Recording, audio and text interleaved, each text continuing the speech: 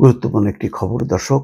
শেখ হাসিনাকে প্রত্যর্পণ করা যাবে কিনা আইনি দিক খতিয়ে দেখেই ঢাকাকে জবাব, সিদ্ধান্ত নয়াদিল্লির। গতকালকে বাংলাদেশের পররাষ্ট্র মন্ত্রণালয়ের মুখপাত্র বলছিলেন যে আমরা চিঠি দিয়েছি নয়াদিল্লিকে, নয়াদিল্লির জবাবের অপেক্ষায়।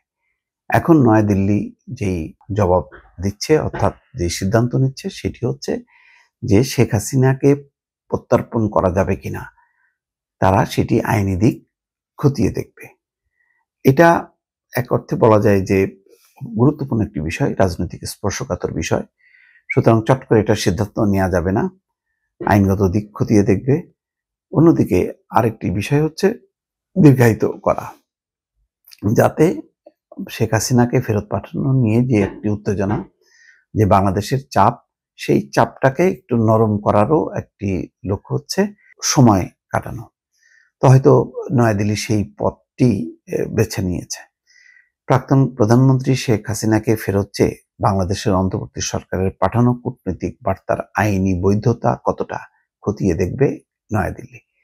কোনো অন্তর্বর্তী সরকার অন্য রাষ্ট্রের নির্বাচিত সরকারের কাছে কোনো রাজনৈতিক নেতার প্রত্যর্পণ চাইলে তার সমস্ত আইনি দিকগুলো খতিয়ে দেখা প্রয়োজন বলেই বিদেশ মন্ত্রণালয় বলছে। ফলে বাংলাদেশের কূটনৈতিক বার্তার অর্থাৎ নোট ভার্বালের উত্তর অবশ্যই দেওয়া হবে যথাসময়ে, কিন্তু তার জন্য কোনো তাড়াহুড়ো করা হবে না। বিদেশ মন্ত্রণালয় সূত্র বলছে, অর্থাৎ তাদের পররাষ্ট্র মন্ত্রণালয়ের সূত্রের খবর, সব দিক খতিয়ে দেখে জবাব দিতে কয়েক মাস লাগতে পারে। তার মানে হচ্ছে সময় ক্ষেপণ করা। নয়াদিল্লির একাংশের বক্তব্য, বিদেশ সচিব অর্থাৎ পররাষ্ট্র সচিব বিক্রম মিশ্রির ঢাকা সফরের পরে পরিবেশে যে উন্নতির সম্ভাবনা আশা করা হয়েছিল, এই নোট ভার্বালটি তার সঙ্গে মানানসই নয়। মানে বাংলাদেশ নোট ভার্বাল দিতে পারবে না। এক কর্তার কথায়, অর্থাৎ তাদের এক কর্মকর্তার কথায়, ভারত বাংলাদেশ প্রত্যর্পণ চুক্তি থাকুক বা না থাকুক, রাজনৈতিক কারণে আশ্রয় নেওয়া কোনো নেতা বা নেত্রীকে তার ইচ্ছার বিরুদ্ধে ফেরত পাঠাতে কোনো দেশ বাধ্য কিনা তার আইনি দিক দেখা হবে। ভারতের তরফে অন্তত 50টি প্রত্যর্পণের আবেদন পড়ে রয়েছে ওয়াশিংটনে, গোটা বিশ্ব ধরলে যার সংখ্যা 100-র বেশি। পাশাপাশি কূটনীতিক সূত্রে একথাও বলা হচ্ছে, ভারত যদি শেখ হাসিনাকে তার জীবননাশের সম্ভাবনার আশঙ্কা সত্ত্বেও ফেরত পাঠিয়ে দেয়, তাহলে দক্ষিণ এশিয়ার বৃহৎ শক্তি হিসেবে তার কূটনৈতিক অবস্থান অনেকটাই লঘু হয়ে যাবে ভুটান, শ্রীলঙ্কা, নেপালের মতো দেশের কাছে। তার মানে এটা একটা প্রেস্টিজ ইস্যু, যে ভারত আশ্রয় দিয়েছে, ভারত কেন ফেরত দেবে। তাই বলতেছে যদি বাংলাদেশের কাছে এই ইস্যুতে মাথা নত করে, তাহলে তার অবস্থান ভুটান, শ্রীলঙ্কা, নেপালের মতন দেশের কাছেও কমে যাবে। বাংলাদেশের বর্তমান পরিস্থিতি যেমন, তাতে শেখ মুজিবের হত্যার ইতিহাসকেও ফিরে দেখা হচ্ছে, অর্থাৎ তারা বর্তমান পরিস্থিতিকে শেখ মুজিবুর রহমানের হত্যাকাণ্ডের পর যে পরিস্থিতি ছিল সেই পরিস্থিতির সঙ্গে তুলনা করছে। নয়াদিল্লির সূত্র মনে করছে, বাংলাদেশের বর্তমান সংকটজনক পরিস্থিতি থেকে নজর ঘোরাতে এবং সেই দেশে ভারত বিরোধিতার পালে বাতাস লাগাতেই এই নোট ভার্বাল পাঠানোর সিদ্ধান্ত নেওয়া হয়েছে। সে দেশের প্রধান শিল্পক্ষেত্র বস্ত্র কারখানাগুলো থেকে হাজার হাজার ছাঁটাই চলছে।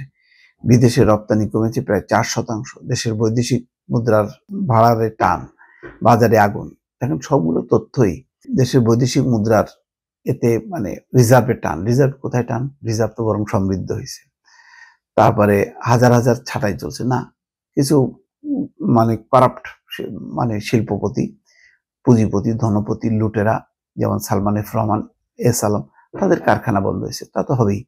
এখন তারা হচ্ছে ব্যাংকের লোন নিয়েছে, লোন শোধ করবে না, চাপ দেওয়া হচ্ছে, এখন তারা দেশ ছেড়ে পালিয়েছে। সুতরাং তাদের কারখানা চলতে থাকবে, এটা তো হবে না স্বাভাবিক নিয়মে। তো এইটার সাথে তার যে বিচার চলছে, সেই বিচারের অংশ হিসেবে কি নোট ভার্বাল পাঠাতে পারে না? শেখ হাসিনাকে চাইতে পারে না? পরশ বড়ুয়াকে চেয়েছে কেন? সেও তো বিচ্ছিন্নতাবাদী নেতা, বাংলাদেশে আশ্রয় ছিল, বাংলাদেশের জিম্মায় ছিল, তাকে তারা ফেরত নিয়েছে কেন? আরো অনেক নেতাকে তো ভারত নিয়েছে অতীতে, শেখ হাসিনার সময়।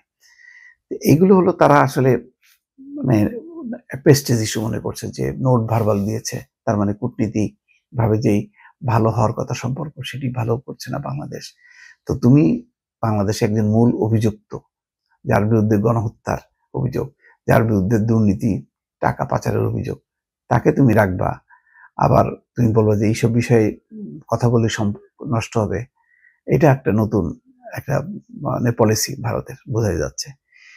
বিদেশ মন্ত্রণালয়ের শীর্ষ পর্যায়ের এক কর্তার কথায় হাসিনা এখানে যে আশ্রয় চেয়েছেন এবং সেটা যে ভারতের সুপ্রাচীন অতিথি দেবো ভব নীতির সঙ্গে সামঞ্জস্যপূর্ণ এ কথা স্পষ্টভাবেই বলে এসেছিলেন বিদেশ সচিব। তার সঙ্গে এটাও বলেছিলেন বাংলাদেশের স্বার্থের কথা ভেবেই ভারত যা করার করতে চায়।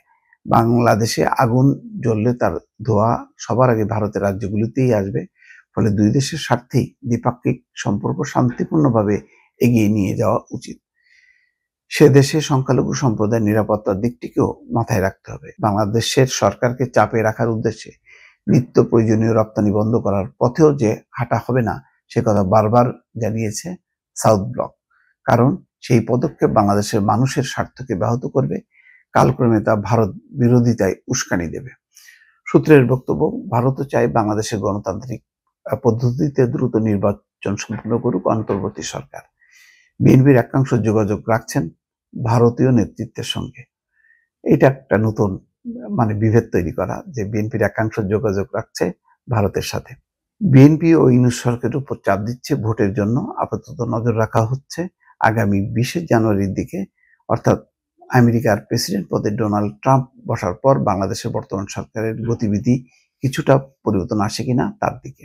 বারবার ভারতের উপর নানাভাবে চাপ তৈরি করা এবং উগ্র ভারত বিরোধী আবেগ জিয়ে রাখার ব্যাপারে পাকিস্তানকে সামনে রেখে চীনের কোনো ভূমিকা আছে কিনা সেটাও খতিয়ে দেখা হচ্ছে। তারা মানে একটা ইস্যুকে ঘিরে নানান রকম ইস্যু এনে এটাকে জটিল করার চেষ্টা করছে।